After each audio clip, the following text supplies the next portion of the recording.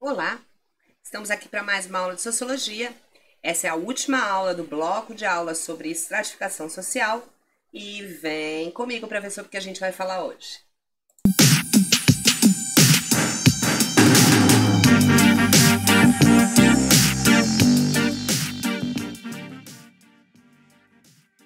Muito bem, para relembrar, nós já falamos sobre as castas, tipicamente na Índia, nós já falamos sobre os estamentos, sociedade mais típica do sistema feudal, e hoje nós vamos falar da sociedade que nós estamos vivendo, que é a sociedade de classes, segundo o sociólogo Karl Marx. As teorias desse pensador classificam a sociedade capitalista, industrializada, urbanizada, como uma sociedade de classes, e nós vamos ver os principais conceitos que ele usa para teorizar este termo e este tema.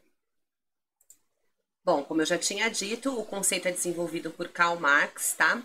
Ele vai dizer que na sociedade capitalista há uma divisão de duas classes conflitantes. De um lado, a burguesia, que seria o proprietário dos meios de produção, do outro lado, o proletário, que só tem para oferecer a sua força de trabalho. Um adendo importante aqui. Marx tem uma frase que categoriza bem isso que a gente vai falar agora. Então, segundo Marx, a história da humanidade é a história da luta de classes. O que ele quer dizer com isso? Que as classes sempre vão estar, cada uma puxando de um lado o seu cabo de guerra, tá? Até que esse cabo de guerra estoure e venha uma revolução. Vamos pormenorizar para chegar neste ponto. Vamos lá. Então, continuando. É a propriedade privada dos meios de produção que constitui a base econômica da divisão de nossa sociedade em classes. O que ele quis dizer com isso? Ele quis dizer que a partir do momento em que algumas pessoas têm a propriedade privada do meio de produção, ou seja, essas pessoas tiveram dinheiro para adquirir equipamentos para gerar uma produção em massa. Aquele trabalhador no campo, que tinha a sua ovelhinha, que tosava a sua ovelhinha, que fazia a lã da sua ovelhinha, que fazia um casaquinho da lã da sua ovelhinha, que saía com aquele casaquinho e batia de porta em porta para vender, ele acompanhava todo o processo produtivo e ele fazia um casaquinho. A partir do momento em que amigos dele, que tinham mais dinheiro, compraram equipamentos que tosam várias ovelhas, que fazem várias lãs, novelos de lãs, que fazem vários casaquinhos e que saem para vender em várias portinhas ou numa loja, eles têm o mecanismo privado desses meios de produção. Resta aquele trabalhador camponês procurar um emprego num desses meios, porque ele não vai conseguir concorrer com esses meios vendendo um casaquinho que ele leva uma semana, 2 semanas para fazer, enquanto os outros fazem milhares neste período. É aí que ele vai colocar o proprietário de um lado e o trabalhador do outro. O trabalhador precisa aderir a esse meio de trabalho e o proprietário precisa do trabalhador, porque só as máquinas, até então, não faziam o serviço sozinhas. Ok?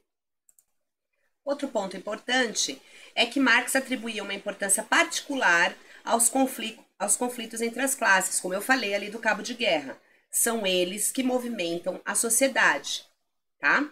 Quando os conflitos chegam a um ponto insuportável, o cabo de guerra estourou, ocorre uma revolução que vai transformar a sociedade e modificar os meios de produção. O que o titio Barbudinho quis dizer com isso? Eu vou tomar aqui de forma um pouco anacrônica, né? Porque a Revolução Francesa foi muito antes dessas teorias, tá? Mas vamos lá, muito antes, século antes, né?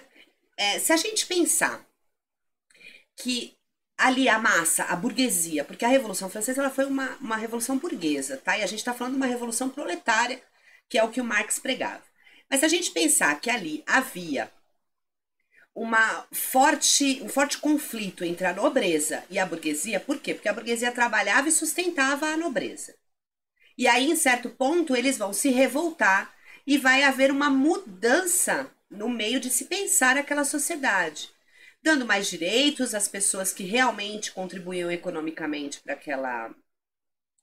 aquela sociedade, mudar o olhar, mudar os direitos, né? Muito com base na propriedade privada. Vejam, isso é uma coisa que vai se estender. A gente fala anacrônico para não tomar aquilo como uma verdade num contexto diferente. Porém, isso vai retumbar naquele contexto, né? E outra coisa importante de se dizer é que toda vez que há uma revolução, se muda a percepção de tudo. A percepção econômica, a percepção da própria sociedade, tá? Então se transformam os valores, se transforma a economia, se transforma a produção. Nós sofremos várias revoluções aí. Uma revolução nem sempre é uma luta armada, uma guerra civil. Revoluções, a gente sofreu revoluções tecnológicas que mudaram os nossos parâmetros de pensar o mundo do trabalho, né? E Karl Marx, ele vai falar que precisa haver o rompimento desse conflito entre proletário e burguesia para que se transforme os meios de produção, para que se transforme a forma de produzir. E isso é positivo para a história, tá bom? Continuando aqui. As classes sociais só existem a partir da relação que estabelecem entre si, de certa forma, uma relação de dominante e dominado, tá? Além de antagônicas, elas são necessariamente complementares. Então, a gente encerra aqui essa nossa viagem pela estratificação social com a estratificação social de classe social, dizendo exatamente isso. As classes, embora estando em pontos antagônicos, se conflitando, elas se necessitam, elas se complementam. Na visão capitalista, é impossível você ter um meio de produção se você não tem um trabalhador. A gente já fala sobre as máquinas. E o trabalhador, ele precisa de um local para trabalhar. A partir do momento que se estabelece essa concorrência, que sendo um artesão, ele não consegue concorrer com quem tem os meios de produção, com as grandes marcas, tá? A gente vê aí que quando há uma crise, os primeiros a sucumbirem são os pequenos empreendedores. As grandes marcas conseguem continuar, muitas vezes, né? Então, como ele não pode arcar com essa concorrência, ele precisa do trabalho. Só que há uma outra coisa no mundo capitalista. O dono, o proprietário do meio de produção, ele precisa do trabalhador porque ele precisa vender o seu produto. E se não houver assalariados, não há quem compre os produtos. Então pensem numa indústria completamente dominada pela máquina, se não houver outro tipo de emprego, que seja a manutenção dessas máquinas ou o emprego de quem está por trás da inteligência dessas máquinas, por isso muito emprego em tecnologia emergiu aí no nosso século, né, entre o século passado, século 20 e 21. Mas vejam, a necessidade de ter um trabalhador também é do capitalismo, porque ele precisa do assalariado para consumir o produto, senão não há produção, tá? Esses são os pontos, os conceitos básicos que a gente tem para falar de Marx em estratificação social e outros conceitos que vocês já devem ter ouvido e podem estranhar não estar aqui, como o conceito de mais-valia, por exemplo.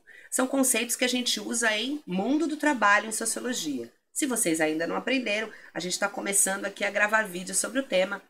Fica aí a dica para vocês se inscreverem no canal e aí vocês vão receber esses novos vídeos que vão ser gravados. Espero que vocês tenham gostado dessa viagem pela estratificação social, nesses últimos vídeos que nós fizemos, castas, estamentos e agora classe social. Vou deixar os 2 vídeos linkados aqui no final para quem não viu. E volte sempre para ter aula com a gente. Aguardo vocês!